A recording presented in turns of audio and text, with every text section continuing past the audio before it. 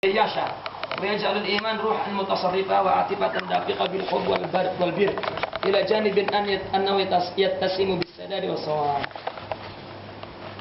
Islam di samping berdiri di atas akal, dan Islam menganjurkan untuk berpikir maju dan melakukan satu riset yang murni, dan mendorong Islam itu untuk melakukan hubungan, baik hubungan secara maddi dan secara maknawi, memahami hikmahnya apa. Di samping itu ternyata Islam adalah agama yang mengikat kuat hati yang selalu hidup sedar dengan perasaan yang bergelora, dan yang membuat iman itu menjadi ruh yang terus menggerakkan dan perasaan emosi yang terus dafiq, perasaan yang mendorong kuat dengan penuh cinta dan ketaatan, dan harus disertai benar menurut syariah. Islam itu begitu, dan itu tasawuf ternyata yang membuat Islam ini menjadi ruhani. Islam ini yang membuat ruhani itu hidup, penuh cinta. Ternyata itu sisi tasawuf. Oh, itu ternyata sebabnya kenapa kita bertasawuf, agar yang menyinari ilmu, yang menyinari akal kita, menyinari hati kita. Baru di sini artinya dilihat ada realita, ilmu banyak, akal sudah sampai ke langit, begitu maju, akal sudah melalui peringkat-peringkat fase-fase yang panjang dan sudah sangat matang, tetapi ruhani masih sama dengan zamannya Kabil yang hasad dan dengki kepada sama. Berarti tasawuf adalah menjalankan ruhani agar membimbingnya menuju kepada Allah, karena kembali kepada Allah adalah secara ruhani. Oh, itu tasawuf rupanya. Ada satu soalan di halaman 14 itu. Kaifa nuhaqqiq hadzat tadayyun? Ini pertanyaan. Kaifa nuhaqqiq hadzat tadayyun? Tadayyun ini kan beragama. Beragama itu kan bukan meminta agar orang melakukan agama kepada dia, tetapi beragama itu adalah bagaimana agama itu kami lakukan kepada diri saya, kaitannya kepada orang lain. Saya sebagai suami, beragama itu adalah bagaimana saya melakukan kewajiban sebagai suami kepada istri. Terserah istri tak melakukan kewajiban kepada saya, karena yang namanya mutadayyin adalah dia melakukan agama, bukan meminta orang agar. Kita kan selalu berpikir meminta orang agar melakukan agama kepada kita. Hatta orang berdakwah memikirkan bagaimana orang bertakwa, bagaimana orang bertakwa, bagaimana orang bertudung labu, bagaimana orang berserban, bagaimana, sementara hubungan dia kepada Allah nggak dipikirkan. Dia kira apabila sudah melihat orang Islam, dia kira itulah sudah secara zahir amal, ta'ab, letih. Padahal yang namanya tadayyun, dia melakukan agama dalam dirinya. Lalu bagaimana nuhaqqiq, merealisasikan? Ternyata itulah wilayah tasawuf di situ. Kalau tidak bertasawuf, dia salah melihat agama. Kemudian wa kaifa nurabbi fil qulub, bagaimana menumbuhkan di dalam hati ini ihsas bi jalalillah, merasa Allah agung.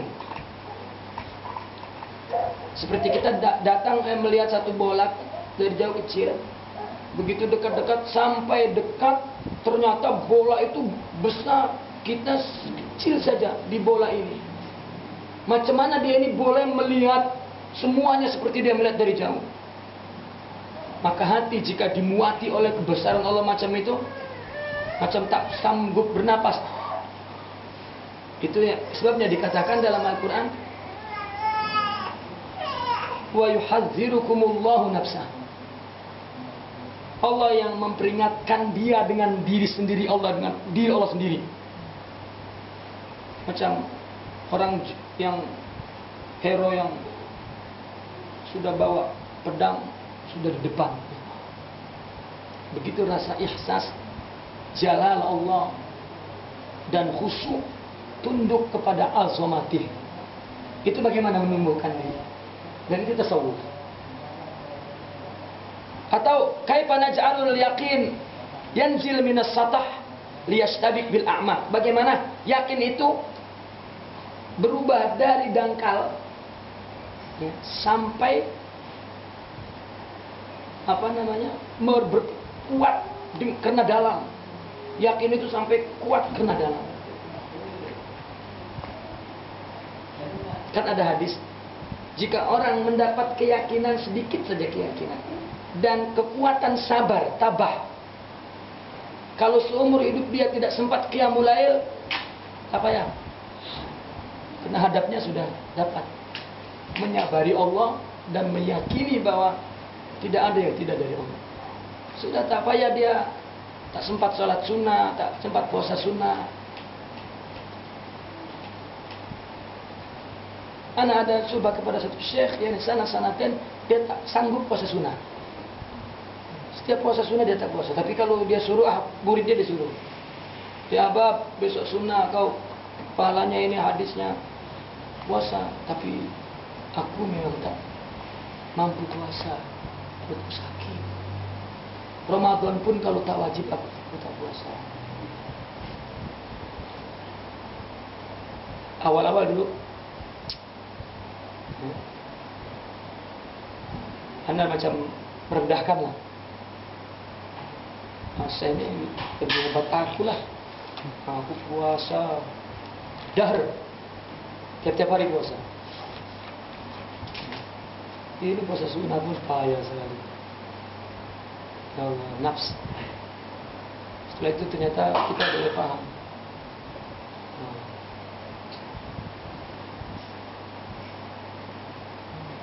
Yang keempat, kaifa nuhawil ma'rifat Allah ila mazakhil yatba'un nufus al-riqa. Bagaimana makrifat itu berubah menjadi sebuah rasa manis. Rasa manis itu telah membentuk jiwa yang lembut dan menjernihkan kekeruhan, kekotoran di lubuk hati dia. Itu bagaimana makrifat itu bisa kenal Allah sampai hati itu jernih. Ini siapa yang berilmu, apa yang bekerja seperti ini? Yang kedua, kaifa naj'alul mar mustaqan ya Rabbi. Bagaimana membuat orang rindu kepada Allah? Rindukan kepada kekasih. Bagaimana menjadikan Allah kekasih? Cintakan harus ma'rifat. Bagaimana membuat ma'rifat? Itu kerja tasawuf.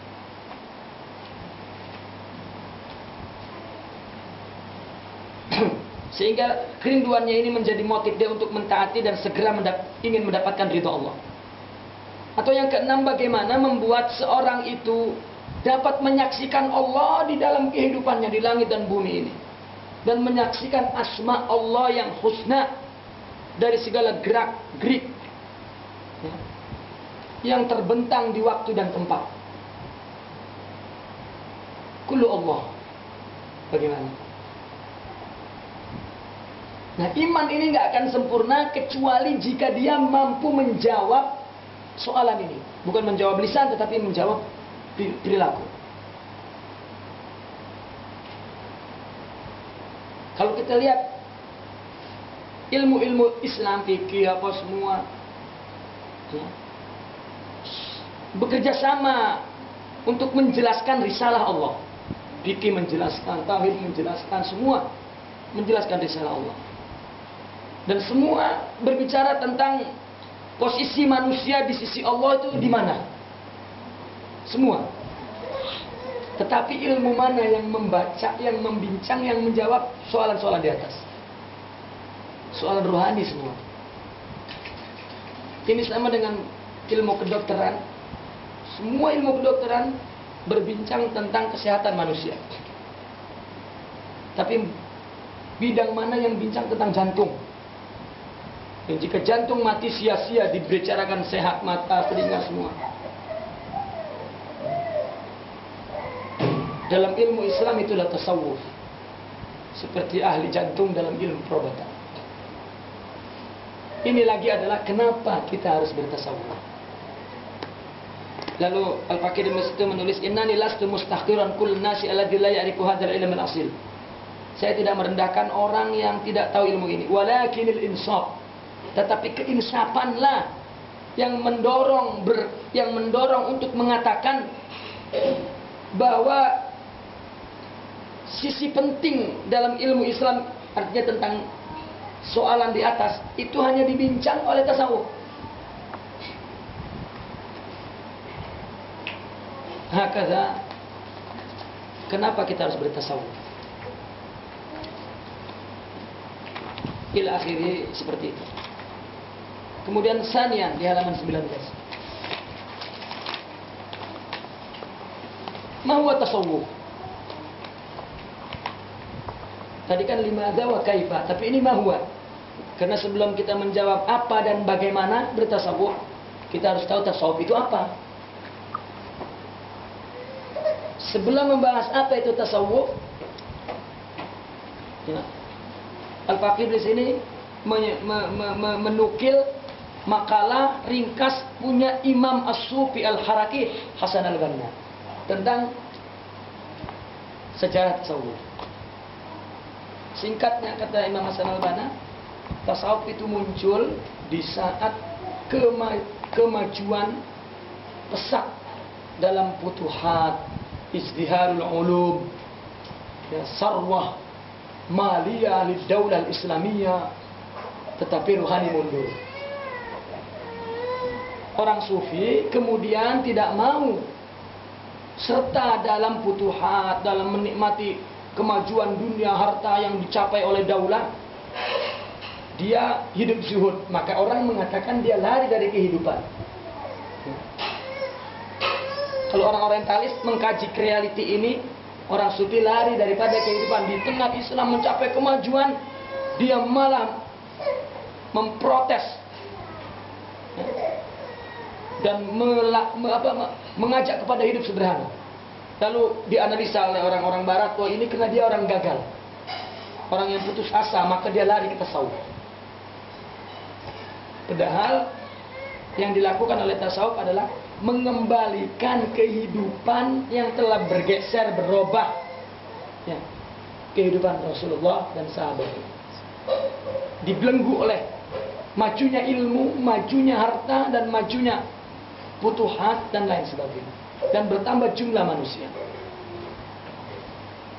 Mereka lari kepada zaman Rasulullah, ruhaninya. Sejak saat itu, maka diambillah metode pewarisan ahwal ruhani Rasulullah yang dilakukan oleh sahabat, dan itu dibakukan, diabadikan, dijadikan metode tasawuf sampai hari ini untuk menyambungkan ruhaniyat kita kepada ruhaniyat Nabi sallallahu alaihi wasallam.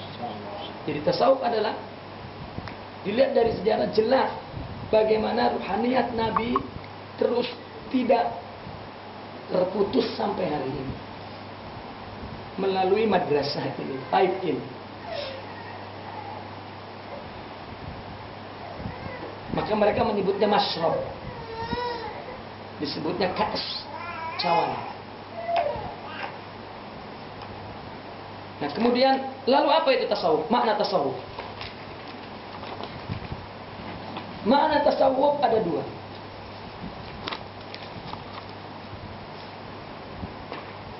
Yang pertama disebut ilmu muamalah. Ini yang disebut at-thariq ilallah, jalan menuju kepada Allah. Ini adalah ibadah dan mujahadah.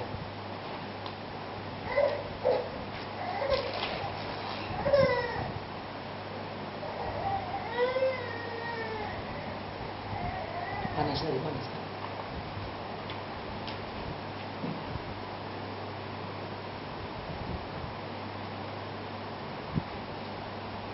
Maka tasawuf dimaksudkannya adalah islah qulub, mulazamatul ibadah, tasfiyatul akhlaq, ta'miru zahir wal batin li nail sa'adatil abadiyah, az-zuhud fid dunya, iltifat ilal akhirah. Lihat, itu makna-makna tasawuf.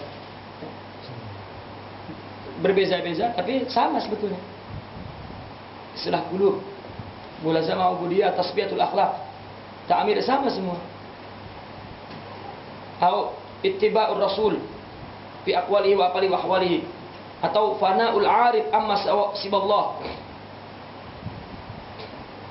Hadza ma yusamma bi ilmil muamalah fi suluki thariq ila Allah. Ini namanya ilmu muamalah. Ini istilah muamalah ini kita menukil dari istilah Imam Al-Ghazali dalam Ihya Ulumuddin.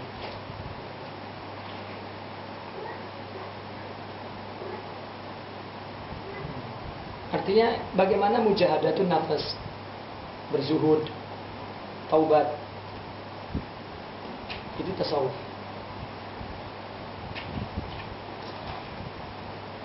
Tapi yang kedua, ya ini yang dikatakan wa huwa tasawuful islami kamas.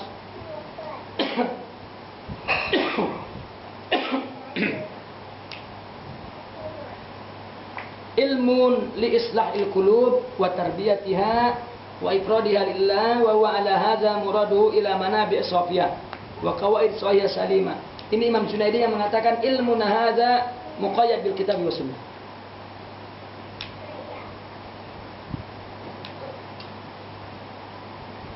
Makna tasawuf ini, dua makna ini sebetulnya menggambarkan marhalahnya sekaligus.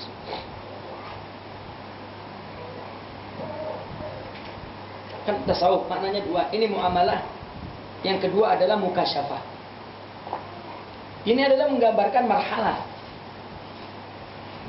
Nah, pada abad dahulu, abad kedua, ketiga, keempat, kelima, ulama sufi berbicara tentang ini, ilmu muamalah banyaknya. Ilmu mukasyafah banyak dibicarakan setelah abad kelima. Di abad-abad sebelumnya ada, tapi tak ramai. Secara historis, seperti ada dua golongan sufi. Makanya Malis Ikhwanul Wahabiyin mengatakan orang yang di abad kedua ketiga bukan sufi, karena dia melihat buku-buku yang ditulis setelah abad kelima. Padahal dia salah meninjau sejarahnya, karena dari luar bukan dari dalam, sejarah rohani. Padahal ini tasawuf itu punya marhalah 4, ibadah, mujahadah, zauq, dan usul. 4 ini dua pertama ini adalah muamalah, 2 yang kedua, yang terakhir ini adalah mukasyafah. Nah, 2 yang pertama ini ada dalilnya muqayyad bil kitab wa sunnah, karena bagaimana melawan nafsu, bagaimana berakhlak, bagaimana semua hadis Quran. Tetapi ketika dia sudah melaluinya, merasainya, lalu dia bercerita tentang rasanya, maka dia yazuku, merasakan. Ya, kemudian sampai kepada Allah. Lalu dia menceritakan apa-apa yang dialami. Dia kira tidak ada dalilnya. Dalilnya adalah dalil ketika dia melakukan mujahadah. Tapi setelah dia melakukan, maka dia merasakan zauq itu. Maka dia bercerita zauq. Misalnya rasa mangga. Orang melihat kan kuning, daging mangganya lezat, kan ini gambarannya. Tetapi ketika dimakan, membuat mata terpejam, bulu. Nah, ini tidak ada ini dilihat oleh orang. Mangga adalah mata yang terpejam dan lidah rasa hilang dan bulu rasa berdiri. Itu ada rasa yang dilihat oleh orang sebelumnya.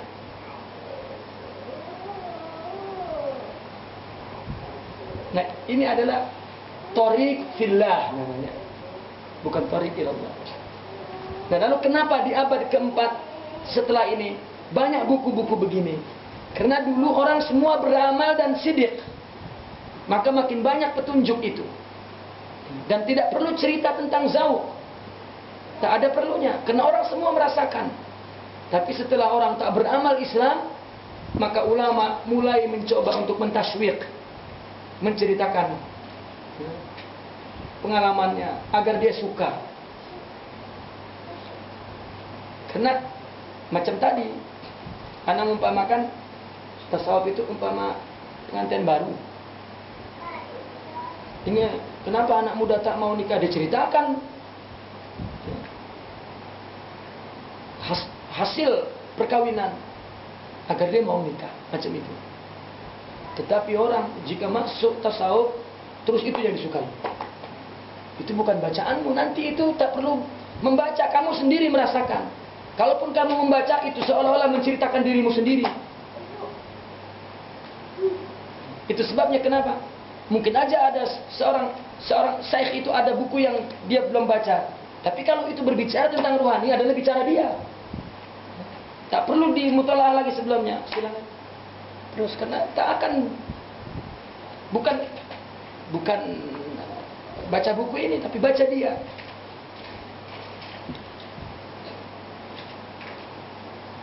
Nah, itu di dalam tasawuf ada ijazah ma'nawiyah.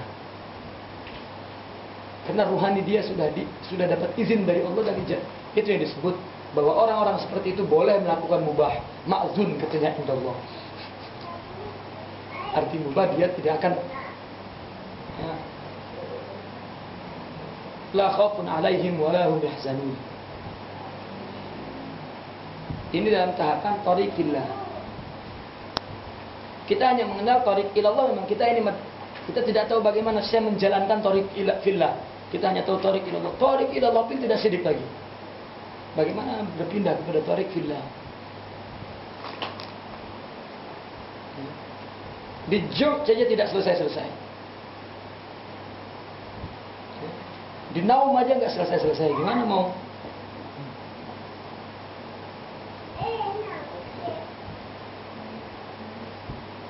Itu makna tasawuf. Yang kedua itu adalah azwaq wal mawajid wa nataijul kashaf allati ta'arad lis-salikin wa taluhu lis-sairin. Mulai natijah dari kasyaf ini adalah tauhid. Yang nampak kepada salik dan nampak kepada sair sudah mulai. Ya, taluh betul.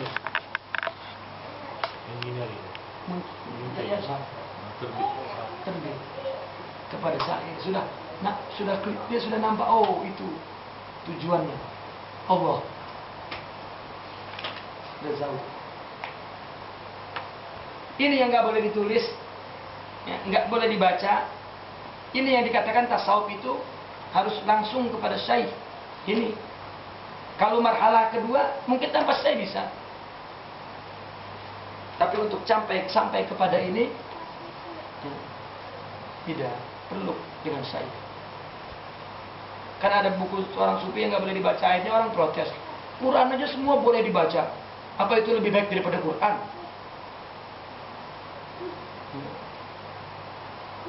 Karena ini adalah tadi khibrah dia. Khibrah dia dalam mumarasat amaliyah, dalam sair ilallah. Wala yasih an yattakhidha hukman syar'iyyan wala hujjatan. Enggak dijadikan hujjah. Ini yang dikatakan ilmu hadza isyarah. Ilmu saya ini memahaminya dari isyarat. Isyarat itu kan dari ibarah. Ibarah yang dibaca oleh semua orang, tapi dia memahami makna isyarat. Fa'idha sara ibarah faniya. Kalau kita coba pahami, ya, bawa ke logika hilang. Karena itu dia melihat dengan sir, fuad. Lalu dia cakap. Setelah dia cakap, kita terima dengan akal, hilang. Karena akal hanya bisa menangkap ibarah, tidak menangkap isyarat. Seperti anak yang taat kepada orang tua, dan anak yang degil sekali. Orang tua cakap pun dengan keras, fasih, jelas, tidak laksanakan. Tapi anak yang taat, mungkin rumah ini berantakan, kotor lah, berserak. Lalu orang tua keluar, masuk lagi, mungkin anak langsung dia bersihkan. Tak cakap pun. Tapi kalau anak, ini rumah kotor, kenapa tak? Hatta dengan ibarat.